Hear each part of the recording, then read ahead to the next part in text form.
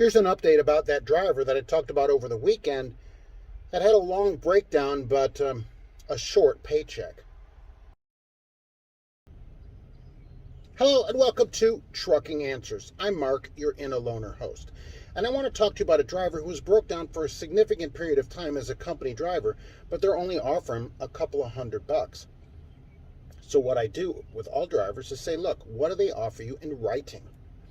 So let's talk about, certainly it's not right to have a week where you don't get paid anything, even though you're not home. But let's talk about what do they offer you? What do you agree to? What's in the driver's manual? So he sent me a copy of the page in the driver's manual. It turns out that you have to wait a day for layover, which is common, $100 a day, up to 2 days. All right. Up to 2 days. That's $200. If I did my math right, 100 times 2. I'm from public school, so I'm not sure about that. Anyway, that's what they're offering, and he's a little bit upset about that, and so am I, and I think that's terrible. Now, there's two ways to look at it, though, so let's go both sides of it. As a company driver, to be out and only get a couple $100 or whatever, it's ridiculous. All right, it's ridiculous. And what I told him is to quit. Well, what I first told him is said, look, tell them you want to get paid, that they spend $7,000 getting a driver, and they're unwilling to pay you a little bit of that money, to keep you. But I said, if you say that, be ready to leave because they may fire you on the spot. You may not get any miles. There's a lot of retaliation in the trucking industry, even though they say there isn't. There's tons of it. Okay, there's truckloads of it. How about that? That's pretty good. All right, and he should be paid. All right, if you're gone, like I always say, you should be paid for your time. It's not my problem the truck breaks down. You should have rented me a truck. You should have flew me somewhere. You should have done whatever.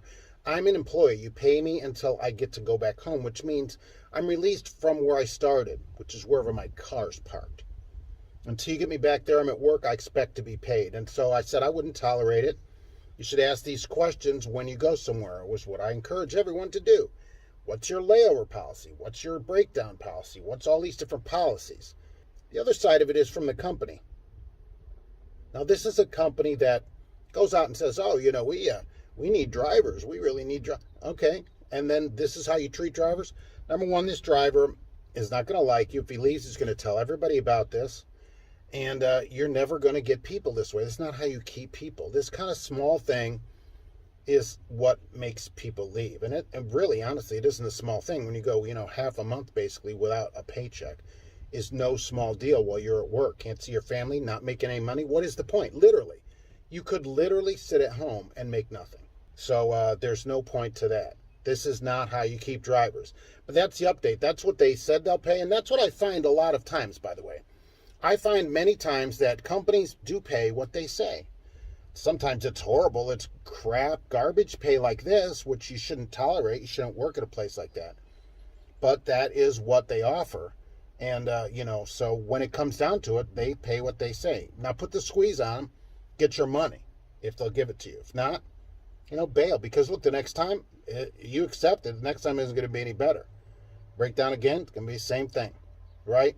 Don't tolerate being gone from your family for no money at all. Okay? All right, that's the update on that. Thanks for watching.